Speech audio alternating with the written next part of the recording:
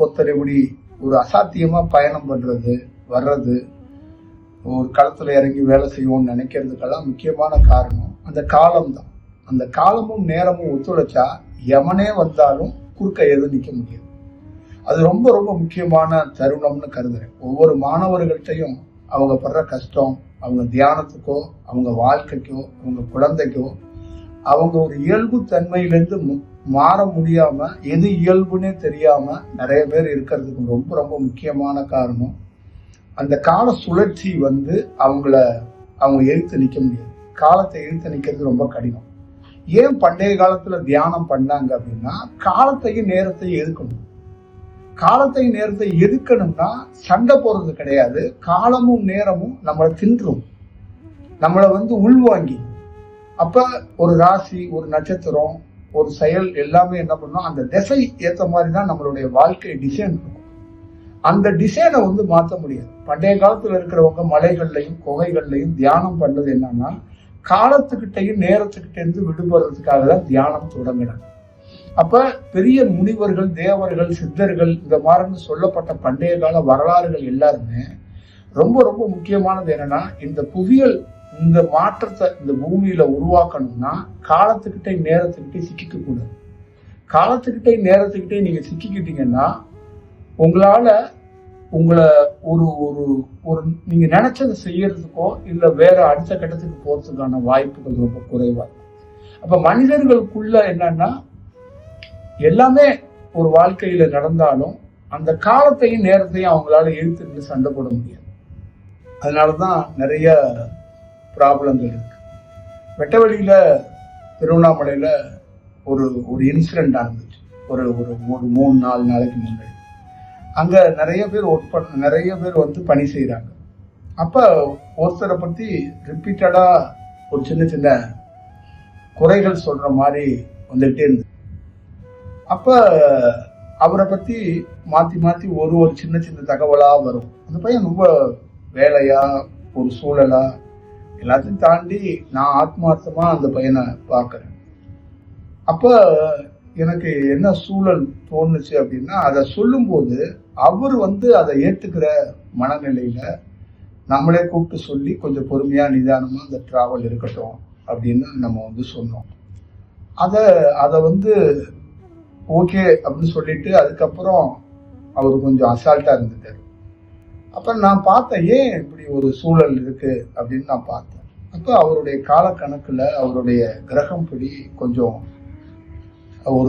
அவருக்கு ஒரு கீழே விழுவணும், இல்லை ஏதாவது ஒரு ப்ராப்ளத்தை ஃபேஸ் பண்ணணும், அந்த மாதிரி இருக்கு அப்படின்னு எனக்குள்ள தோணுச்சு. அப்பயும் நான் கொஞ்சம் கேர்ஃபுல்லா இருப்பா அப்படிங்கறதான் சொன்னேன். அடுத்த நாளே அவர் கீழே விழுந்துட்டார். அப்ப இந்த காலத்தையும் இந்த நேரமும் சரியில்லைன்னா உங்களுக்கு நீங்க எவ்வளவு பெரிய பணம் வச்சிருந்தாலும் என்ன பண்ணாலும் அதை எழுத்து நிக்க முடியாது. அது ரொம்ப ரொம்ப முக்கியமானது. அப்ப ஒரு குருங்கிறவர் யாரு, தியானம் பண்றவங்க யாருன்னா, கால நேரம் சரியில்லைன்னா உங்களை கொஞ்சம் என்ன பண்ணுவாங்கன்னா, உங்களை அவங்களுடைய செயலை வச்சு அவங்களுடைய அந்த அந்த பயன்பாட்டை வச்சு உங்களை அந்த நிழல்ல பாதுகாக்கணும் அப்படின்னு முடிவு பண்ணுவாங்க. அப்போ அவங்க கொடுக்குற வழிமுறைகள் என்னன்னா, கொஞ்சம் பொறுமையா நிதானமா இருக்க, கொஞ்சம் அவசரப்படுறாங்க இந்த இடத்துல அப்படின்னு நம்ம சொல்லித்தரோம். அது சில மாணவர்கள் அதை கடைபிடிக்கிறதுல கடினமா இருக்கிறதுனால தான் ரொம்ப கஷ்டப்படுறாங்க, துன்பப்படுறாங்க. அந்த மாதிரி இல்லாம ஒரு பெரிய மாற்றத்தை உருவாக்கிக்கணும் அப்படிங்கிறது தான் நான் சொல்றேன். ஒரு தியானத்துல அனுபவம் அப்படின்னு நீங்க நினைக்கிறது முருகன் அனுபவம், சிவன் அனுபவம், பெருமாள் அனுபவம், இதெல்லாம் அனுபவம் அப்படின்னு கிடையாது. இதெல்லாம் ஒரு பயணம், ஒரு தொடர். இதெல்லாம் நம்ம கடந்து வரணும். ஆனா காலமும் நேரமும் நம்ம அதோட மிங்கிள் ஆகிற வரைக்கும் ரொம்ப போராட்டமா இருக்கும். அதோட மிங்கிள் ஆனா மட்டும்தான் நம்ம நிறைய மக்களுக்கு உதவி செய்யறதோ, நிறைய மக்களுடைய அந்த சூழல்களை சரி செய்யறதுக்கோ இல்ல பாதுகாக்கிறதுக்கோ ஒரு வாய்ப்பு உருவாகும். அது மாதிரி இந்த காலகட்டத்துல மலேசியாவுக்கு ஏதோ ஒண்ணு, அந்த காலங்கள் நேரங்கள் சூழல்கள் இப்படியே விட்டா மலேசியாவுக்கு நல்ல தன்மையிலும் இருக்காது. மனுஷனை விட்டுருங்க, மலேசியாவே நல்ல தன்மையில இல்லை. அப்ப மலேசியாவுக்கே அந்த கால நேரங்களை சரி செய்ய வேண்டிய ஒரு சூழல் இருக்கும்போது தான் ஒரு சடனா என்ன மாதிரி ஒருத்தரை வந்து உள்ள ஒரு பயணத்தை வந்து மேற்கொள்ளும் போது இது ஒரு பெரிய பருவ மாற்றத்தை ஏற்படுத்துறதுக்கான ஒரு ஒரு விதையா இருக்கும், ஒரு மிகப்பெரிய விதையா இருக்கும். அதே மாதிரி நிறைய மாணவர்களுக்கும் ஒரு நல்ல ஒரு புத்துணர்ச்சியை ஏற்படுத்துறதுக்கும் வாழ்க்கையில ஒரு இயல்பா அப்படிங்கிறத தாண்டி அவங்க லைஃப்ல ஒரு அவங்களுக்கே தெரியாம நிறைய நல்ல விஷயங்கள் நடக்கிறதுக்கும் வாய்ப்புகள் உருவாக்கப்படும் அப்படிதான் நம்ம கருதுறோம். அந்த மாதிரி ஒரு நல்ல சூழல்ல தான் எந்த புகழ் பணம் எதையுமே தாண்டி எல்லாத்தையும் தூக்கி போட்டுட்டு ஒரு நெருப்பாட்டுல நீஞ்சுற மாதிரி உடலையும் தாண்டி நான் அங்க வந்திருக்கேன். அப்ப மலேசியாவில் இருக்கிற மக்களுக்கும் சரி மலேசியாவும் சரி ஒரு நல்ல மாற்றத்தை இந்த பிரபஞ்சத்தால சந்திக்க போகுது அப்படிங்கிறது நான் நிதர்சனமா சொல்றேன். கட்டாயமாக இது ஒரு நிச்சயமாக நான் இன்னைக்கு மாலையிலேருந்து சொல்றேன், இது ஒரு மலேசியாவுக்கே ஒரு நல்ல தருணமா மாறுறதுக்கான ஒரு வாய்ப்புகள் இது நிச்சயமா உருவாகும். இங்க இருக்கிற ஒரு தேவையற்ற அமானுஷ்யமான சில செயல்கள், சில பிளாக் மேஜிக்கள், மக்களை ஏமாத்திக்கிறது, சாமியார்கள், குருமார்கள், பணம், ஆசீர்வாதம், மாலை, புகழ் எல்லாம் கடந்து ஒரு இயல்பா ஒரு மனிதனுக்குள்ள மனிதன் ஒரு நல்ல பாதையில போறதுக்கான ஒரு வாய்ப்பை உருவாக்கணும் அப்படிங்கிறது தான் என்னுடைய டார்கெட். ஒரு ஒரு பேஸ் வந்து இயற்கையாகவே அந்த பிரபஞ்சத்திலேருந்து அந்த முழுசா உள்வாங்குவோம் அப்படின்னு சொல்லுவாங்கல்ல, அந்த மாதிரி முழுசா இறங்கி எந்த கன்ஃபியூஷன் இல்லாம ஒரு உடலை பத்தி எதுவுமே எதை பத்தியும் கவலைப்படாம நீ போ அப்படின்னு சொன்னாங்க. நான் அப்படியே வந்துகிட்டே இருக்கேன். அவ்வளவுதான் அதோட விஷயம். அதனால இது ரெகுலர் வகுப்பு மாதிரி இல்லாம ரெகுலர் மக்கள் சந்திப்பு மாதிரி இல்லாம நிச்சயமா ஒரு சேஞ்ச் உருவாக்கும் அப்படின்னு நம்பிக்கை இல்லை. இது காலத்தின் சூழல். அதனால ஒரு நல்ல வடிவத்துல எல்லாரையும் சந்திக்க போறோம். அதனால எல்லா வடிவத்திலும் இருக்கிற மாணவர்கள் ஏதோ ஒரு இடத்துல நீங்க மீண்டும் எங்கேயாவது குழப்பத்துல மாட்டிக்காதீங்க.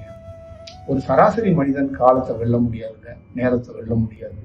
நீங்க பழைய சினிமா படம் பார்க்குற மாதிரி காலத்தை வென்றுவேன், நேரத்தை வென்றுவேன்.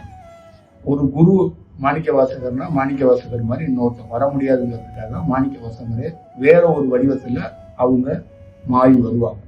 ஆனா மக்கள் என்ன நினைக்கிறாங்கன்னா கடவுளா குருவா மாறணும்னு நினைக்கிறாங்க. மக்களா இருக்கணும், அவங்கள காக்கப்படணும், அவங்க பாதுகாக்கப்படணும். அதே நேரத்துல அவங்க வாழ்வியலா அவங்க நிறைய மாற்றங்கள் அடையும். என்னைக்குமே நல்லா ஞாபகம், பண்டைய காலத்துல இருந்து இன்னை வரைக்கும் தியானம் பண்ணவன் எவனும் நாடு ஆளணும்னு நினைக்க மாட்டான். மக்களை தான் கொண்டு போய் தலைவனா உட்கார வைப்பான். ஒரு மிகப்பெரிய அதிகாரியா ஒரு பொறுப்பா யாரை கொண்டு உட்கார வைப்பான்னா மக்களை தான் அந்த அட்மினிஸ்ட்ரேஷன்ல உட்கார வைப்பான். அப்ப இங்க இருக்கிற மாணவர்களோ இங்க இருக்கிற மக்களோ நல்ல ஒரு பொசிஷனுக்கு போறதுக்கான ஒரு வாய்ப்பை உருவாக்குறதுக்காகத்தான் இந்த கால மாற்றம் பருவ மாற்றம் ஏற்படும். அப்படி ஒரு சூழலை உருவாக்கிக்கணும்.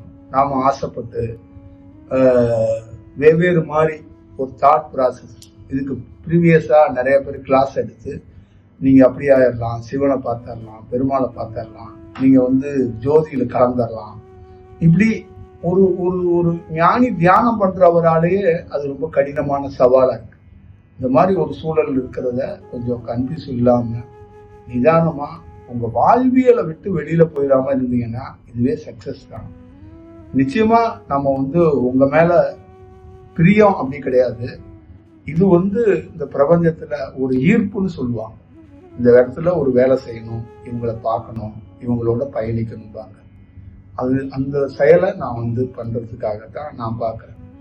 எனக்குள்ள என்ன பரிணாமம் அப்படின்னா புகழோ பணமோ இதெல்லாம் எனக்கு அது தேவைப்பட்டு இருந்துச்சுன்னா அந்த ஈர்ப்பையோ பிரபஞ்சத்தையோ என்னால அந்த ஃபீல் பண்ண முடியாது. அது இதெல்லாம் இல்லாதனால்தான் என்னால ஃபீல் பண்ண முடியுது. அப்ப இந்த இடத்துக்குள்ள இந்த பிளேஸ் எனக்கு ரொம்ப முக்கியமானது. இந்த ஊரையே ஒரு நல்ல சூழலுக்கு உருவாக்கணும் அப்படிங்கிறது காலம் அந்த மாதிரி காட்டுது. இந்த ஊர் மாறுறதுக்கான ஒரு வாய்ப்பு இருக்கு, மாறப்போகுது, ஏதோ ஒரு நல்ல சூழல்ல ஒரு மாறப்போகுது அப்படிங்கிறது. அப்ப இந்த ஊர் மாறுதுன்னா இந்த ஊர்ல வசிக்கிற மக்களுக்கும் ஏதோ ஒரு சேஞ்சோ ஒரு இருக்கும்ல, அவ்வளவுதான் இருக்குல்ல. ஒரு பழமையான பள்ளிக்கூடத்துல ஒரு நல்ல ஆசிரியர் இருந்தா மாணவர்களும் சரி பள்ளிக்கூடமும் சரி மாறிடும். இந்த மாதிரி நல்ல சூழல் மலேசியாவில் உருவாகிறதுக்கான வாய்ப்பு இருக்கும். மேக்சிமம் என்னுடைய உணர்வுகளை புரிஞ்சுக்கங்க.